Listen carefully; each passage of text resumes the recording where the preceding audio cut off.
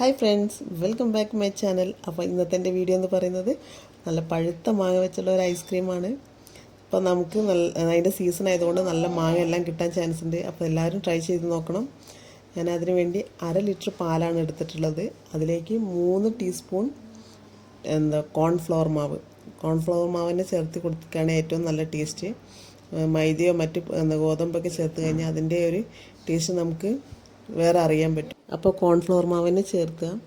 പിന്നെ അതിലേക്ക് നമ്മൾ മധുരത്തിന് ആവശ്യമായിട്ടുള്ള പഞ്ചസാര, ഞാൻ 1 കപ്പ് പഞ്ചസാരയാണ് എടുത്തിട്ടുള്ളത്. പാലും കോൺഫ്ലവർ മാവും പഞ്ചസാരയും നല്ലോണം അലിയുന്ന വരെ ഒന്ന് മിക്സ് ചെയ്തെടുക്കുക.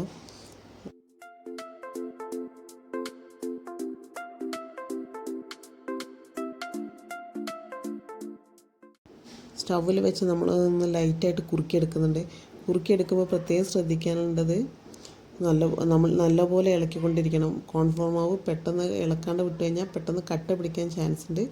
അപ്പോൾ അത് നല്ലപോലെ ശ്രദ്ധിച്ച് നമ്മൾ ഇളക്കി കൊടുത്തിട്ടേ ഇരിക്കുക. മെയിനായിട്ട് അത് കോൺഫ്ലവർ മാവ് കട്ട പിടിക്കാതെ ശ്രദ്ധിക്കണം.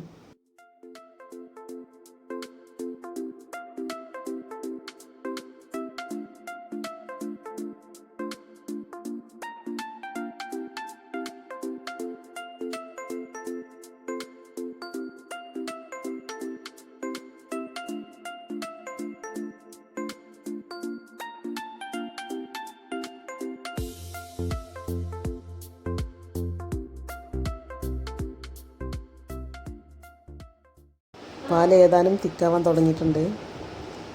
ഒരല്പം കൂടി ഒന്നും കൂടി തിക്കാവാം. ഒരുപാട് കട്ടയായി പോകരുത്. കട്ടയായി പോകുന്നത് ഹൽവ മാരിയായി പോകും. അപ്പോൾ ചെറിയ തീയിൽ വേണം നമ്മളിത് തിക്കാക്കി എടുക്കാൻ.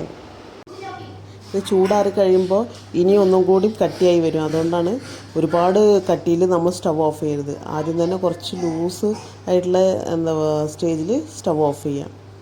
ഏതാനും ഇത് മതി. നമുക്കിത് സ്റ്റവ് ഓഫ് ചെയ്യാം. ഈ ഒരു സ്റ്റേജിൽ നമുക്ക് ഓഫ് ചെയ്യാം. തണുത്ത് കഴിഞ്ഞാൽ ഇനി ഇത് തിക്കായി വരും. അപ്പോൾ നമുക്ക് ഇറക്കി വയ്ക്കാം. ഇനി നല്ല പഴുത്ത ഒരു മാങ്ങ എടുത്തിട്ടുണ്ട് ഞാൻ.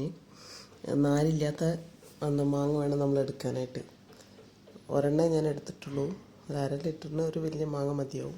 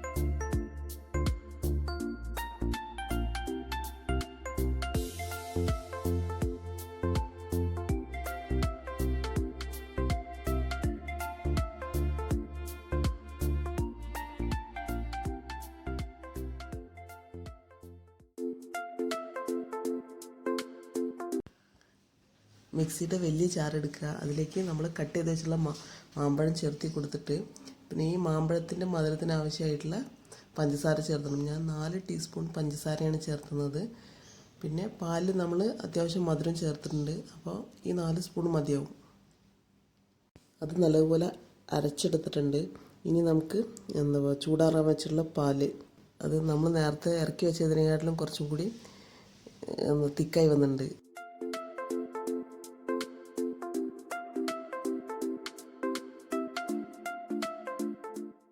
ഈ പാലിൻ്റെ മിക്സും പിന്നെ മാംഗോ പൾപ്പും കൂടി മിക്സ് ചെയ്തിട്ട് ഒന്നും കൂടി മിക്സിൻ്റെ ജാറിൽ ഒന്ന് ബ്ലെൻഡ് ചെയ്തെടുത്താൽ നമ്മുടെ ഐസ്ക്രീം ബാറ്റർ റെഡിയായി.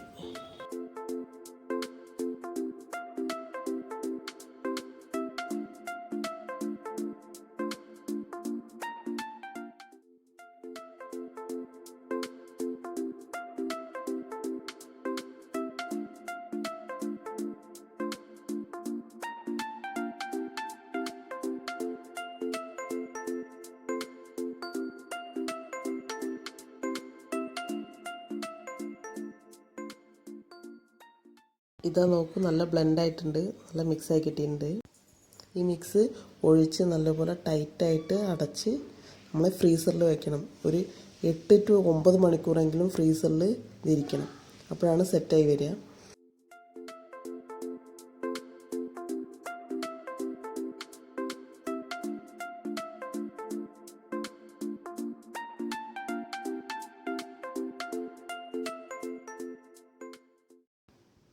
എട്ട് മണിക്കൂറായിട്ടുണ്ട്.